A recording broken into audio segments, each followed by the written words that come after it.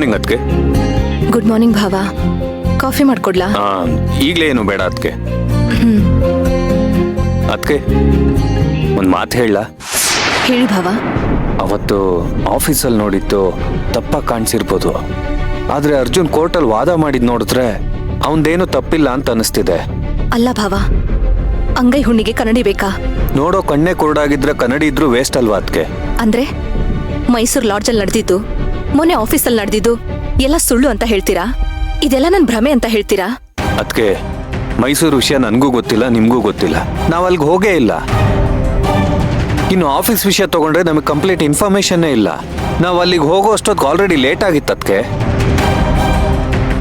ನಮ್ಮ ಕಣ್ಣಿಗೆ ಕಾಣಿಸಿದ್ದೆ ಸತ್ಯ ಅಂತ ನಾವು ನಂಬ್ಕೊಳ್ಬಾರ್ದಲ್ವಾ? ಪ್ರತ್ಯಕ್ಷವಾಗಿ ನೋಡಿದೀವಿ, ಆದ್ರೆ ನಾವು ಪ್ರಮಾಣಿಸೋದಕ್ಕೆ ಹೋಗಿಲ್ಲ. ಇದರಿಂದ ಏನೋ ಹಿಡನ್ ಸೀಕ್ರೆಟ್ ಇದೆ ಅಂತ ನನಗೆ ಅನ್ನಿಸ್ತಿದೆ. ಅದಕ್ಕೆ ಇದರಿಂದ ಯಾರ ಕೈವಾಡ ಇದೆ ಅನ್ನೋದನ್ನ ನಾವು ಕಂಡುಹಿಡಿಬೇಕು. ಅರ್ಜುನ್ನ ಏಕಾಏಕಿ ದೂಷಣೆ ಮಾಡಬೇಡಿ. ಅದಕ್ಕೆ ನನಗೆ ಸ್ವಲ್ಪ ಟೈಮ್ ಕೊಡಿ. ಮೊನ್ನೆ ಆಫೀಸಲ್ಲಿ ಏನ್ ನಡೆದಿದೆ ಅಂತ ನಾನು ಕಂಡುಹಿಡಿತೀನಿ. ಅದಕ್ಕೆ ಅಲ್ಲಿವರೆಗೂ ದುಡುಕಿ ಯಾವುದೇ ನಿರ್ಧಾರ ತಗೊಳ್ಳೋದಕ್ಕೆ ಹೋಗ್ಬೇಡಿ.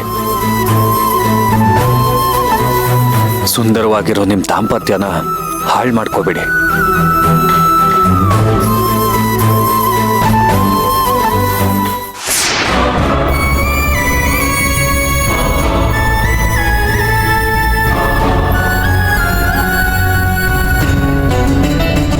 ಥ್ಯಾಂಕ್ಸ್.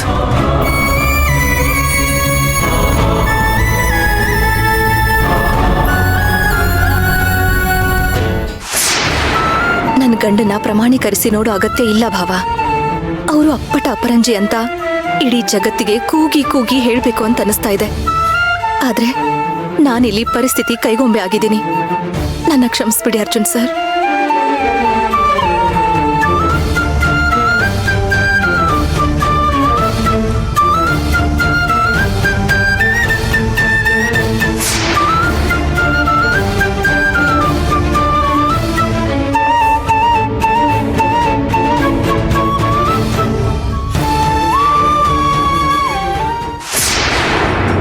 ಬರ್ತಾ ಬರ್ತಾ ನನ್ನ ಹತ್ರನೂ ಸೀಕ್ರೆಟ್ ಮೇಂಟೈನ್ ಮಾಡೋದ್ ಕಲ್ತ್ಬಿಟ್ಟೆ ಅಲ್ಲ ನೀನು?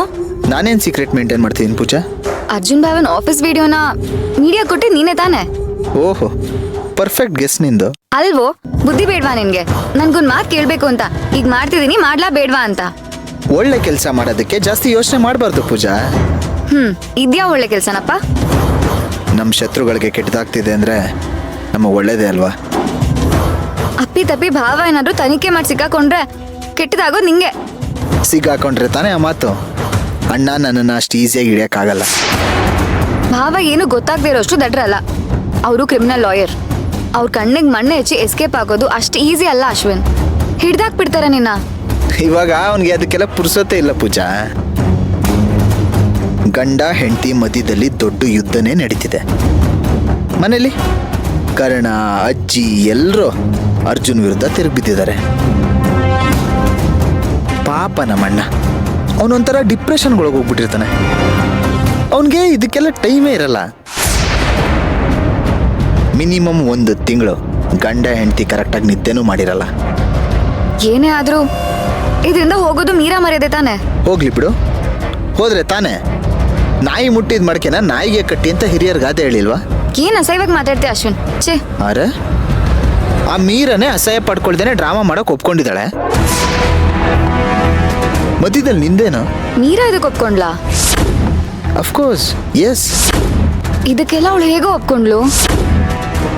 ಅರ್ಜುನ್ ಮೇಲಿರೋ ಪ್ರೀತಿಗೆ. ಏನೇ ಆದ್ರೂ ಅವಳದು ಮಂಡ ಧೈರ್ಯ ಬಿಡು. ಅವಳಾಗಿರೋದಕ್ಕೇನೆ ನಮಗೆ ಅನುಕೂಲ ಆಗ್ತಿರೋದು. ಮೀರಂಗೆ ಅವಳು ಮಾನ ಹೋದ್ರೂ ಪರವಾಗಿಲ್ಲ, ಅವಳು ಒಟ್ನಲ್ಲಿ ಅರ್ಜುನ್ ಬೇಕು. ಅರ್ಜುನ್ ಅಂದ್ರೆ ಅವಳಿಗೆ ಹುಚ್ಚು ಪ್ರೀತಿ.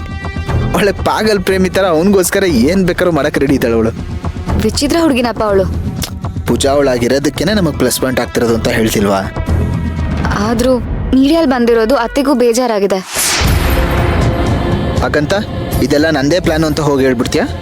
ಹೇಳಿದ್ರೆ ಏನಂತೆ, ಅತ್ತೆನೂ ನಮ್ಮ ಪಾರ್ಟಿನೇ ಅಲ್ವಾ? ಏಯ್ ಪೂಜಾ, ಅಮ್ಮಂಗೆ ನಾನು ಒಬ್ಬನೇ ಮಗ ಅಲ್ಲ, ಅರ್ಜುನ್ ಕೂಡ ಮಗನೇ.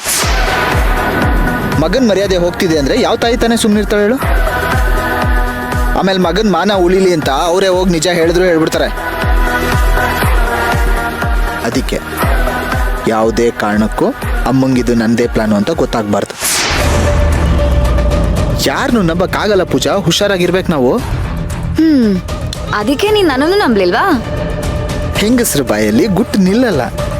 ಅಶ್ವಿನ್, ಆದ್ರೆ ನಾನು ನಿಂಗೆ ತುಂಬಾ ಹಾನೆಸ್ಟ್ ಆಗಿದ್ದೀನಿ. ಸರಿ, ನನಗೆ ಟೈಮ್ ಆಗಿದೆ. ನಮ್ಮ ಶತ್ರುಗಳು ನಿದ್ದೆ ಗೆಡ್ಸಕ್ಕೆ ನಾನು ಇನ್ನೂ ಸ್ಪೀಡಾಗಿ ಕೆಲಸ ಮಾಡಬೇಕು. ಬೈ. ಅಶ್ವಿನ್, ಇವ್ನು ಹೋಗ್ತಿರೋ ಸ್ಪೀಡ್ ನೋಡಿದ್ರೆ ಕೆಲವು ಆಕ್ಸಿಡೆಂಟ್ ಆಗದೆ ಅಂತ ಅನ್ಸ್ತಿದೆ. ದೇವ್ರೆ, ಏನೂ ಆಗದೆ ಇರ್ಲಪ್ಪ.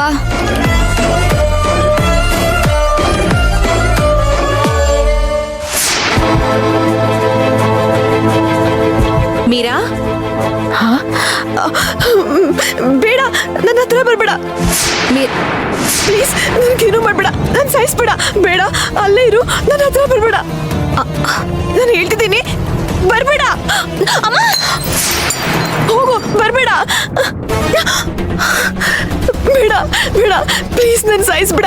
ನಾನು ಏನು ಮಾಡಿಲ್ಲ. ಹೊಡಿಬೇಡ, ಹೊಡಿಬೇಡ, ಅದು ಹೋಗ್ತಿದೆ. ಹೊಡಿಬೇಡ ಅಮ್ಮ, ಬಿಟ್ಬಿಡಿ ನನ್ನ.